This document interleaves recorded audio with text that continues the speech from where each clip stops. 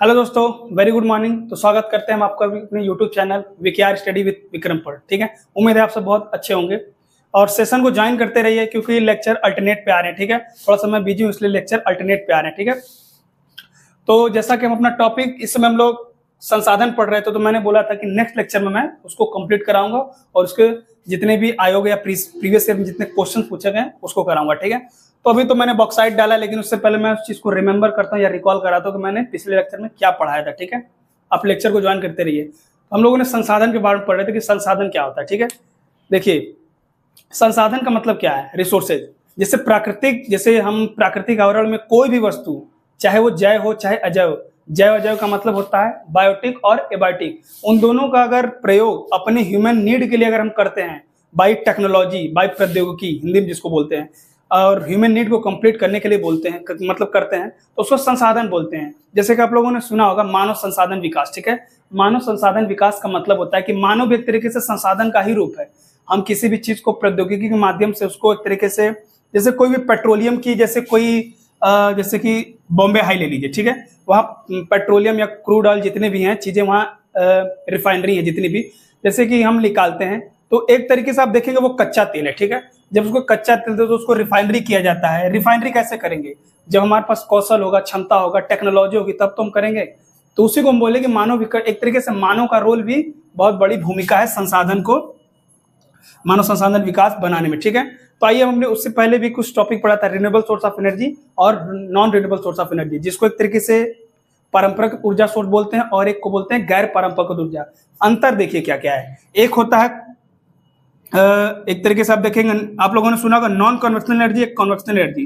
तो अंतर क्या, कई लोग कंफ्यूज होते हैं, क्वेश्चन पूछा कई बार कि जैसे एक तरीके से रिन्यूएबल सोर्स ऑफ एनर्जी को नॉन कन्वेंशनल बोलते हैं। ठीक है, और कन्वेंशनल एनर्जी को नॉन रिन्यूएबल। रिन्यूएबल इसको बोलते हैं जिसको हम एक तरीके से पुनः पूरित कर सकते हैं। पूरित इन द सेंस, जैसे कि आप देखेंगे सनलाइट, ठीक है, tidal energy, wind energy, nuclear energy, geothermal energy. ठीक, जियोथर्मल एनर्जी का मैंने एग्जांपल भी उस बार मतलब पिछले लेक्चर में लिखाया था, पुगा घाटी और मणिक सागर। ये क्वेश्चन कई बार पीसीएस में पूछा हुआ है, इसलिए मैंने उस चीज को लिखा है।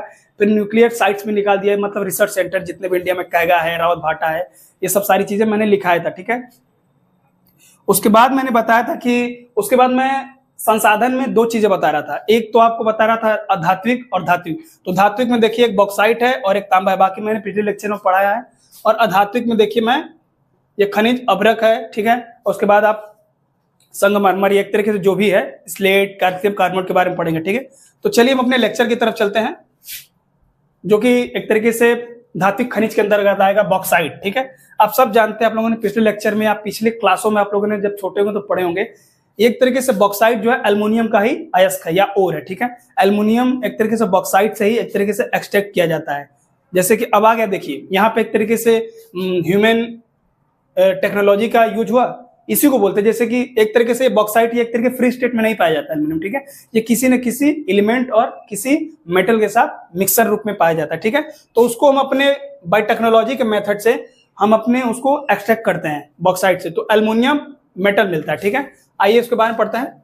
बॉक्साइट एल्युमिनियम का ही अयस्क है जिसको ओर बोलते हैं। ठीक है, क्वेश्चन पूछता है कि बॉक्साइट टर्सरी काल की लेटराइट सैलों में पाया जाता है। क्वेश्चन आपको ऑप्शन देगा कि बॉक्साइट जो है किन सैलों में पाया जाता है। आपको मैं सैल या रॉक सिस्टम जब पढ़ाऊंगा, धारवाड़ पढ़ाऊंगा, कोडप्पा पढ़ाऊंगा, विंध्यन सैरेडी और गोंडवाना सैल के क्रम टर्सरी प्राइमरी, ये सब चीजें पढ़ाऊंगा तो वो चीजें ज्यादा क्लियर होगी। ठीक है, लेकिन हालांकि इतना आप समझिए कि अगर इंडिया में अगर कभी क्वेश्चन अगर कभी ऐसे पूछे कि अगर खनिज के रूप में अगर खनिज संपन्न क्षेत्र कौन सा है, तो धारवाड़ क्षेत्र को हमेशा करें। Dharwad in the sense Karnataka, Andhra Pradesh, कुछ हिस्सा आपको महाराष्ट्र का भी टच करेगा, डेक्कन ट्रैप का, कुछ आपको कर्नाटका, कुछ केरला, तमिलनाडु, ये सब चीजें टच करेंगे। क्योंकि आप जब जानते हैं कि एक तरीके से हमारे भारत का दक्षिणी भाग जो है गोंडवाना लैंड का हिस्सा है। ठीक है, विखंडन के जब एक तरीके से आप देखेंगे प्लेट टेक्टोनिक थ्योरी जब पढ़ेंगे, जो मॉर्फोलॉजी में पढ़ाऊंगा, तो उसमें बताऊंगा कि एक तरीके से वलन के परिणाम स्वरूप एक तरीके से आप देखेंगे उत्तर पूर्व की तरफ इसका खिसका हुआ, जिसके कारण ये जाके इंडिया के यूरेशियन प्लेट से टकराया। ठीक है, बीच में तैतीस सागर भी था। तो ये एक तरीके से खनिज से संपन्न रूप है, क्योंकि एक तरीके से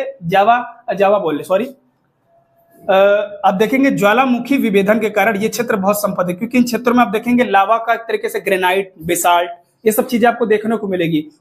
उन ग्रेनाइट और बेसाल्ट में एक तरीके से खनिज पाए जाते हैं, हर तरीके के खनिज पाए जाते हैं। आपको इसी क्षेत्र में आपको सोना मिलेगा, तांबा मिलेगा, टिन मिलेगा, खेतड़ी के खाने मिलेंगे जो राजस्थान में, ये चीजें, ठीक है। जब पढ़ाऊंगा सर तो उसमें आपको क्लियर हो जाएगा, ठीक है। तो आइए, उड़ीसा राज्य बॉक्साइट के उत्पादन एवं भंडारण में प्रथम स्थान है। इन चीजों को याद रखिएगा। क्वेश्चन पूछता है कि बॉक्साइट किस काल के मतलब प्राइमरी में पाया जाता है, टर्सरी में कि धारवाड़ में, किस में पाया जाता है? तो टर्सरी काल की चट्टानों में पाया जाता है, ठीक है। उसके बाद गुजरात में द्वारका में देवभूमि, गुजरात के द्वारका में पाई जाती है, ठीक है। झारखंड लोहरदग्गा और गुमला, ठीक है, और लातेहार, ये मतलब साइट्स है जो कि झारखंड में क्वेश्चन पूछेगा कि लोहरदग्गा मतलब कि कौन सी साइट्स है, कहां पर पाई जाती है, ठीक है। तो इन चीजों को नोट करिएगा, ठीक है। तांबा, आप जानते हैं कि आप लोगों ने सुना भी होगा कि तांबा, भारत में तांबा धारवाड़ की शिस्ट और फाइलाइट सेलों के मिश्रित रूप में पाया जाता है। देखिए धारवाड़ आ गया। देखिए कभी क्वेश्चन अगर आयरन से पूछता है कि आयरन सबसे ज्यादा किन क्षेत्रों में पाई जाती है, धारवाड़ चट्टानों में। एक तरीके से आप देखें तो जब आप सैल सिस्टम या रॉक सिस्टम जब पढ़ाऊंगा तो सबसे पुरानी जो रॉक सिस्टम है आर्कियन है, उसके बाद धारवाड़ है, ठीक है। उसके बाद आपकी आएगी द्रविड़ आएगी, गोंडवाना आएगी, ठीक है, विंध्यान आएगी, उसके बाद आएगी प्राइमरी, टर्सरी और ये सब सारी चीजें आएंगी रॉक सिस्टम में, ठीक है। तो आर्कियन के बाद, आर्कियन का मतलब ही होता है कि सबसे पुरानी, उसके बाद धारवाड़ है, और ये आर्कियन से धारवाड़ बनी, धारवाड़ से कुडप्पा बनी, ये सब चीजें बनी, ठीक है। तो इन चीजों को नोट करिएगा। तो क्वेश्चन पूछता है कि तांबा किन क्षेत्रों में पाई जाती है, धारवाड़ की शिस्ट और फाइलाइट की सैलों में पाई जाती है। हालांकि धारवाड़ ये ऑप्शन में देता है। साइट कौन कौन सी है? राजस्थान खेतड़ी की खान है जो कि जिला झुंझुनू में, ठीक है, राजस्थान में। और ये मलाज खंड बालाघाट, ये बहुत बार यूपी पीसीएस हो चाहे एमपी पीसीएस हो, बहुत बार क्वेश्चन पूछा हुआ, ठीक है। ये क्वेश्चन मलाज खंड बालाघाट एमपी, ये साइट तांबा की कहां पे है, बहुत बार पूछा हुआ, ठीक है। इन चीजों को नोट करिएगा। और एक झारखंड है सिंहभूम जिला, ठीक है, इन चीजों को नोट करिएगा। अधातिक खनिज में क्या है? एक है अभ्रक, ठीक है। अभ्रक जो है आग्नेय और कायांतरित शैलों में पाई जाती है। आग्नेय in the sense igneous rock, कायांतरिक मतलब मेटामॉर्फिक, ठीक है। अब जब रॉक सिस्टम पढ़ाऊंगा तो उसमें 3 तरह की रॉक पाई जाती है। एक है आग्नेय है, फिर कायांतरित है। इन मतलब आग्नेय का मतलब ही होता है एक तरीके से ज्वालामुखी से विभेदन से जो चट्टाने बनती है हमारे अर्थ सरफेस पे, जो एक तरीके से जैसे कि जब ज्वालामुखी विस्फोट होता है तो अंदर क्या होता है, मैग्मा होता है, जब वो बाहर निकलता है तो लावा हो जाता है, ठीक है। वो लावा धीरे धीरे वो सरफेस पर ऐसे ऐसे फैलता है, ठीक है। तो उन्हीं के रूप में आप देखेंगे तो कहीं इग्नियस रॉक, कहीं इग्नियस रॉक का ही परिवर्तित रूप आप देखेंगे, फिर मेटामॉर्फिक रॉक पाएंगे जिसको कायांतरित बोलते हैं, जिसमें आपको आप देखेंगे संगमरमर, ये सब सारी चीजें आएंगी, ठीक है। आंध्र प्रदेश सर्वाधिक उत्पादन करता राज्य, ठीक है। क्वेश्चन पूछा कि अभ्रक का सबसे ज्यादा उत्पादन वाला क्षेत्र भारत में कौन सा है? आंध्र प्रदेश है, ठीक है। और झारखंड हजारीबाग, बिहार में गया, और ये मुंगेर, मुंगेर मतलब बिहार का दक्षिणी भाग। जब बिहार स्पेशल पढ़ाऊंगा तो मैं बताऊंगा, एक ही लेक्चर में, 1 या 2 लेक्चर में उसकी बिहार की ज्योग्राफी कंप्लीट हो जाएगी, क्योंकि छोटा सा मैप के थ्रू पता चल जाता है, ठीक है। उड़ीसा है। और फिर कोडरमा, कोडरमा जो कि झारखंड में है, अभ्रक की राजधानी बोली जाती है, ठीक है। क्वेश्चन पूछा है कई बार, कोडरमा, कोडरमा किस राज्य में है? झारखंड में। अभ्रक की राजधानी बोली जाती है, ठीक है। इन चीजों को नोट करिए। उसके बाद 1-2 और है, उसके बाद में कोल के बारे में या कोयले के बारे में पढ़ाऊंगा, फिर पेट्रोलियम के बारे में पढ़ाऊंगा, ठीक है। इन चीजों को नोट। तो चलिए हम अधातिक खनिज में संगमरमर को पढ़ते हैं। संगमरमर आप लोग जानते होंगे, ठीक है, जो कि घरों में यूज होता है। वर्तमान में आप देखेंगे टाइल्स के तौर पर या सरफेस पे, अर्थ सरफेस पे यूज होता है घरों में, ठीक है। संगमरमर या संगमरमर पाया कहाँ जाता है, ठीक है। ये एग्जाम्पल एक तरीके किस चीज का है? कायांतरित चट्टान का एग्जाम्पल है, ठीक है। जब मैं रॉक सिस्टम पढ़ाऊंगा या चट्टान सिस्टम पढ़ाऊंगा तो मैं बताऊंगा 3 तरीके के रॉक सिस्टम होते हैं, ठीक है। एक होता है आग्नेय चट्टान, एक होता है अवसादी, एक होता है रूपांतरित, जिसको कायांतरित भी बोलते हैं, ठीक है। हालांकि आप देखेंगे इन तीनों चट्टानों को एक तरीके से चट्टान है, इसको माउंटेन्स मत समझ लीजिएगा, ये चट्टान है, ठीक है। इन चट्टानों की उत्पत्ति बताऊंगा कैसे होती है, उस लेक्चर में बताऊंगा। अभी के लिए हल्का बता दे रहा हूँ कि कायांतरित चट्टान क्या है। कायांतरित चट्टान एक तरीके से आप देखेंगे अवसादी चट्टान का ही रूपांतरण हुआ है, ठीक है। जैसे कि आप देखेंगे इग्नियस रॉक से एक तरीके से फिर अवसादी सेडिमेंटेस रॉक बनेगा, ठीक। सेडिमेंट का मतलब होता है डिपोजिशनल, ठीक है। एक जगह से टूट कर बिखर कर एक जगह डिपोजिट होता है, फिर उसमें बदलाव होते हैं, ताप, बल, ये सारी चीजें फैक्टर काम करते हैं, उसके बाद वो चीजें परिवर्तित होती है, ठीक है। तो कायांतरित में आप देखेंगे जैसे कि इसके निर्माण की उत्पत्ति, मतलब निर्माण कैसे है, इसका निर्माण अवसादी कार्बोनेट, ठीक है। कार्बोनेट एक तरीके से कार्बन है, ठीक है। चट्टानों के क्षेत्रीय और कभी कभी संपर्क में कांतरण के फलस्वरूप होता है। कांतरण मतलब परिवर्तन। एक तरीके से आप देखेंगे संगमरमर, एक तरीके से आप देखेंगे चूना पत्थर का ही कांतरित रूप है, ठीक है। आप जब यूपी में आइए या एक तरीके से आप बिहार की जब ज्योग्राफी आप पढ़ेंगे तो बिहार का जो दक्षिणी हिस्सा है, जो कैमूर हिल्स है, रोहतास का क्षेत्र है, वो एक तरीके से चूने पत्थर के लिए बड़ा फेमस है, ठीक है। चूना पत्थर एक तरीके से औसादी चट्टान का ही एग्जाम्पल है, ठीक है। उसमें जो परिवर्तन होता है ताप और बल के कारण, तब वो कांतरित रूप में परिवर्तन होते हैं। उसके बाद ये संगमरमर का रूप लेते हैं, ठीक है। आप राजस्थान में चले जाइए, आप राजस्थान में आप देखेंगे एग्जाम्पल में मकराना राजस्थान के नागौर जिले में स्थित है। इसी क्षेत्र से आप वर्तमान में आप देखेंगे विक्टोरिया मेमोरियल वेस्ट बंगाल, आप चले जाइए ताजमहल को देख लीजिए जो आगरा में है। ये सब सारी चीजें जितने भी एक तरीके से संगमरमर निकाले गए थे वो यहीं से गए थे, ठीक है। एग्जाम्पल के तौर पे बता रहा हूँ, ये यहीं से गए थे। राजस्थान में संगमरमर की कटाई एवं पालिश का कारखाना जो है मध्य प्रदेश के कटनी जिले में स्थित है। क्वेश्चन पूछा हुआ है, ठीक है, इसलिए लिख दिया मैंने वही चीज नोट डाउन करे जो एग्जाम के पॉइंट ऑफ व्यू से इंपॉर्टेंट है, क्योंकि एक तरीके से फैक्चुअल चीज, इसमें फैक्चुअल डाटा बहुत है, इसलिए मैं कह रहा हूं कि इसको पढ़ने के बाद जब खनिज संसाधन को जब पढ़ेंगे रिसोर्सेज को, उसके बाद आप एक तरीके से घटना चक्र जरूर लगेगा, क्योंकि घटना चक्र में आप नया घटना चक्र खरीदिएगा, करंट का डाटा जो पब्लिश रहेगा इसमें भी कई सारी चीजें हैं जो कि बदलती रहती है। जैसे कि कोई भी एलिमेंट या खनिज पदार्थ है जिसमें उत्पादित क्षेत्र होते हैं, किसी वर्ष कोई और आगे रहता है, किसी और भंडारण नहीं बोल रहे, भंडारण का मतलब कि एक तरीके से कितना रिजर्व है, ठीक है, लेकिन उस साल में कितना उसका उस क्षेत्र से उत्पादित हुआ है वो चीज मतलब एक्सपोर्ट हुई है या निकली है, ठीक है। वो चीजें करंट डाटा पर निर्भर करती है कि कौन क्षेत्र में कितना निकला है, ठीक है। तो ये करंट के डाटा पे है, तो करंट डाटा आप लोग वहां से पढ़िएगा जरूर, ठीक है। तो आइए, संगमरमर रूपांतरण औषधि कार्बोनेट चूना पत्थर या डोलेस्टेन से होता है, ठीक है। रूपांतरण किससे होता है? औषधि चट्टान। औषधि चट्टान में कौन? चूने पत्थर से ही परिवर्तित रूप है संगमरमर का, ठीक है। तो ये चीजें हैं। उसके बाद आइए हम ऊर्जा खनिज के बारे में पढ़ रहे थे। हालांकि मैंने दो चीजें बताई थी, कौन कौन सी? एक तरीके से मैंने जब पढ़ा रहा था तो मैंने बताया था कि स्थलीय खनिज या लैंड, एक तरीके से लैंड रिसोर्स, और एक बताया था मैंने मैरिन रिसोर्स के बारे में। तो मैरिन रिसोर्स में आप देखेंगे पेट्रोलियम आ जाएगा, जो उसी में पाए जाते हैं, पेट्रोलियम और भी प्राकृतिक गैस, नेचुरल गैस जो होते हैं, ठीक है। और उसमें भी मैंने दो चीजें बताई थी, ठीक है, जो लैंड रिसोर्स के तौर पे आती है। कौन कौन सी चीजें हैं उसमें? आप तरीके से आप देखें खनिज आ गया, जिसको एक तरीके से मिनरल्स बोल सकते हैं, जो कि हर सरफेस पर मिलते हैं। उसमें एक तरीके से लैंड रिसोर्स पे आप देखेंगे फिर कन्वेक्शनल एनर्जी और नॉन कन्वेक्शनल, जिसको एक तरीके से ऊर्जा, गैर परंपरागत ऊर्जा स्रोत और ऊर्जा का पारंपरिक सोर्स बोलते हैं, जिसको कि एक तरीके से रिन्यूएबल सोर्स ऑफ एनर्जी और non renewable source of energy बोलते हैं, ठीक है। रिन्यूएबल में कौन कौन से एग्जांपल है? सनलाइट है, विंड है, और आप एक तरीके से आप देख सकते हैं फिर बहुत सारी चीजें उसमें है। सनलाइट है, विंड है, उसके बाद भूतापीय ऊर्जा देख सकते हैं, न्यूक्लियर एनर्जी देख सकते हैं, ये सब सारी चीजें हैं। तो पिछले लेक्चर में मैंने इन चीजों के बारे में बताया। दो चीजें इंपॉर्टेंट है इसमें, कौन कौन से? न्यूक्लियर सेंटर आप पढ़िएगा, और उसके बाद आप देखिएगा जियोथर्मल एनर्जी, जो पूगा घाटी और मणिक सागर के बारे में क्वेश्चन कई बार पूछा है, चाहे सीडीएस एग्जाम हो 2021 से 2022 में क्वेश्चन पूछा हुआ है, ठीक है। तो वो चीजें वहां से कंप्लीट करिएगा पिछले लेक्चर से। तो आइए ऊर्जा खनिज संसाधन के बारे में पढ़ते हैं। एक तरीके से ऊर्जा खनिज में आप देखेंगे तो ये एक तरीके से इसमें दो हिस्से होते हैं। कौन कौन थे? एक तरीके से कोयला, एक तरीके से non renewable source of energy है। क्वेश्चन पूछता है, क्योंकि अगर इसका संचित भंडार अगर खत्म होता है, इसको पुनः पूरित करने में समय लगता है। हालांकि ये भी एक तरीके से रिन्यूएबल सोर्स ऑफ एनर्जी का एग्जांपल था, लेकिन इसका इतना अत्यधिक वर्तमान समय में दोहन हो रहा है, जिसके परिणाम स्वरूप एक तरीके से इसमें खत्म होने के चांसेस बहुत ज्यादा हैं। क्योंकि गोंडवाना लैंड या एक तरीके से अन्य क्षेत्रों में या वर्ल्ड लेवल पर अगर बात करें तो एक तरीके से ये धीरे धीरे खत्म हो रहा है। इसीलिए आप देखेंगे अगर एनर्जी का अगर आधार माने तो कोयला को माना जाता था, लेकिन अब धीरे धीरे हम शिफ्ट कर रहे हैं।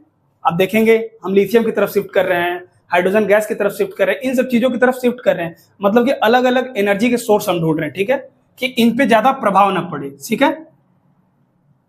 तो चलिए पढ़ते हैं। कोयला मुख्यतः हाइड्रोकार्बन से निर्मित, जैसे कि कोयला मुख्यतः हाइड्रोकार्बन से निर्मित एवं ठोस संतरित शिला है, ठीक है। ये ठोस रूप है। आप लोगों ने कोयला तो हाल ही देखा होगा, ब्लैक कलर का कोयला, तो उसमें भी आप तरीके 4 प्रकार के कोयले होते हैं। कौन कौन से? एक होता है एंथ्रेसाइट, बिटुमिनस और पिट। सबसे खराब किस्म का जो कोयला होता है पिट होता है। अप्रोक्स उसमें आप देखेंगे 40 से 45% ही कार्बन होता है, ठीक है। इसमें उष्मा की क्षमता बहुत कम होती है। सबसे अच्छा कोयला एंथ्रेसाइट होती है, ठीक।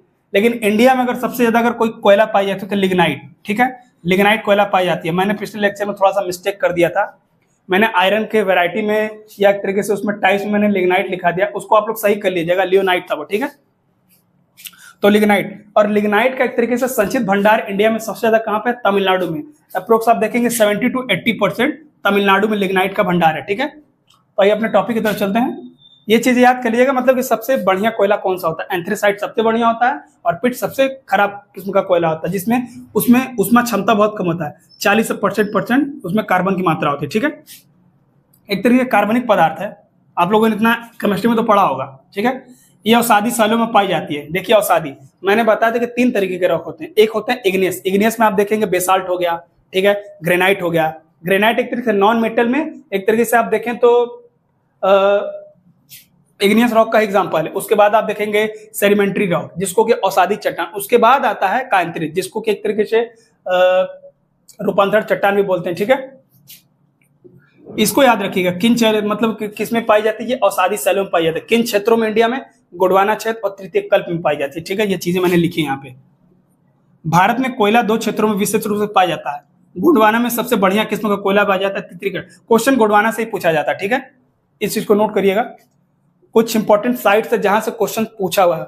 अभी 67 या 68 बीपीएससी के क्वेश्चन में पूछा हुआ है कि कोयला एक तरीके से किन किन नदी घाटियों में पाया जाता है। तो ऑप्शन में एक क्वेश्चन पूछा हुआ था कि दामोदर घाटी, सोन घाटी और महानदी घाटी, इन तीनों को ऑप्शन दिया था। फिर चौथे ऑप्शन में कोई अदर ऑप्शन दिया था, फिर 5वां ऑप्शन में दिया था इनमें से एक सही या इनमें से कोई नहीं, ठीक है। तो हालांकि ऑप्शन आप देख रहे हैं, दामोदर घाटी, सोन घाटी, महानदी घाटी, गोदावरी घाटी, सतपुड़ा और वर्धा घाटी, इन सारे क्षेत्रों में पाई जाती है विशेष रूप से, ठीक है। और झारखंड में भी पाई जाती है, सिंहभूम जिले में। भारत में पहली कोयले की खान जो है रानीगंज, रानीगंज कौन सा? आप लोगों ने फिल्म भी आई होगी अक्षय कुमार की, आप लोगों ने देखी होगी, उसी चीज पे बेस्ड है, ठीक है। रानीगंज वेस्ट बंगाल में खोदी गई थी सबसे पहली। इन चीजों को मैं थोड़ा सा क्लीन करता हूं, उसके बाद आप नोट डाउन कर लीजिएगा।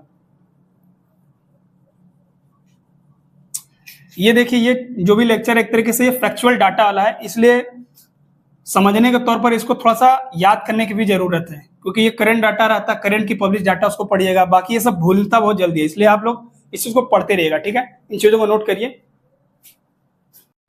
तो चलिए चलते हम लोग पेट्रोलियम और प्राकृतिक गैस के बारे में पढ़ते हैं, ठीक है। ये भी एक तरीके से औषधि सैलों में पाई जाती है। पेट्रोलियम हाइड्रोजन और कार्बन का यौगिक है, ठीक है। क्वेश्चन यहां से पूछे जाएंगे, मतलब कि ये सॉलिड, लिक्विड और गैस तीनों मात्रा में, मतलब कि तीनों फॉर्म में पाई जाती है। ठोस, तरल एवं गैस रूप में पाया जाता है, ठीक है। पेट्रोलियम पुरानी औषधि सागरी सैलों में पाई जाती है। क्वेश्चन पूछता है कि मतलब कहाँ पाई जाती है? पुरानी सागरी सैलों में। इसीलिए आप देखेंगे जितने भी रिफाइनरी सेंटर हैं एक तरीके से दूर दराज इलाकों में है, जैसे कि मथुरा में है, हरियाणा में, पानीपत में। लेकिन ये कहाँ से क्रूड ऑयल, कच्चा जो तेल कहाँ से निकाला जाता है? ये एक तरीके से सागरी सैलों में से निकाली जाती है, ठीक है। भारत में यह टर्सरी काल की चट्टानों में, अपनीति और भ्रंश फ्रंटों में पाई जाती है। आप जब रॉक सिस्टम पढ़ेंगे तो उसमें बताऊंगा कि औषधि चट्टानों में कैसे पाई जाती है, ठीक है। भारत में खनिज तेल के बारे में 1860 में मार्गेरिटा के समीप असम रेलवे ने इसके बारे में पता लगाया था, ठीक है। क्वेश्चन पूछता है सबसे पहले पता किसने लगाया था? असम रेलवे। आप लोगों ने असम भी एक तरीके से आप देखें नॉर्थ ईस्ट का जो इलाका है वो भी एक तरीके से तेल के लिए या पेट्रोलियम के लिए बहुत फेमस है, ठीक है। रिफाइनरी सेंटर वहां पे भी है। भारत में सबसे पुराना तेल भंडार जो है डिगबोई असम में, जिसकी स्थापना 1901 में की गई थी। क्वेश्चन यहां से पूछा हुआ है। भारत में कच्चे खनिज तेल उत्पादन के कुछ प्रमुख क्षेत्र कौन कौन से हैं? ब्रह्मपुत्रा घाटी है, गुजरात घाटी और पश्चिमी तट है, पूर्वी तट है, चारों क्षेत्र हैं, ठीक है। मुख्य तेल उत्पादक क्षेत्र कौन कौन से हैं? एक तरीके से आप डिब्रूगढ़ देख सकते हैं, डिगबोई देख सकते हैं, नरकटिया देख सकते हैं, सुरमा घाटी आप देख सकते हैं, रुद्र सागर। क्वेश्चन पूछा हुआ है पश्चिमी तट तेल उत्पादन का महत्वपूर्ण केंद्र कौन कौन सा? जैसे कि इंडिया का ये हिस्सा जो है ये है पश्चिमी तट, ये है आपका खंबात की खाड़ी जो है ये क्षेत्र बम्बई, ठीक है, जहाँ के बॉम्बे आई है, और ये है पूर्वी तट, और ये है आपका नॉर्थ ईस्ट जो कि असम का क्षेत्र है, जिसमें कि आपको नरकटिया, डिब्रूगढ़, सुरमा घाटी, रुद्र सागर ये देखने को मिलता है, ठीक है। क्वेश्चन पूछा है बॉम्बे हाई तेल, ये एक तरीके से यहाँ पे बहुत, ये सबसे बड़ा है, ठीक है। ये क्वेश्चन पूछा यूपी पीसीएस में कई बार, लूनेस तेल उत्पादक क्षेत्र कहाँ पर है? खंबात की खाड़ी में, गुजरात में, ठीक है। और कलोल कहाँ पे? ये भी गुजरात में। अंकलेश्वर, ठीक है, ये भी गुजरात, और महाराष्ट्र एक तरीके से गुजरात में ही है, ठीक है। इन चीजों को नोट डाउन करिए। और हाँ, ये सब चीजें कंप्लीट करने के बाद आप लोग घटना चक्र जरूर पढ़िए, क्योंकि ये क्वेश्चन घटना चक्र से बहुत आए हुए हैं, और घटना चक्र आप जब पढ़ेंगे, जैसे कि पढ़ने के बाद उसको सॉल्व करेंगे तो क्वेश्चन फिन हो जाएंगे, ठीक है। तब तक के लिए नमस्कार, जय हिंद, अगले लेक्चर में मिलते हैं।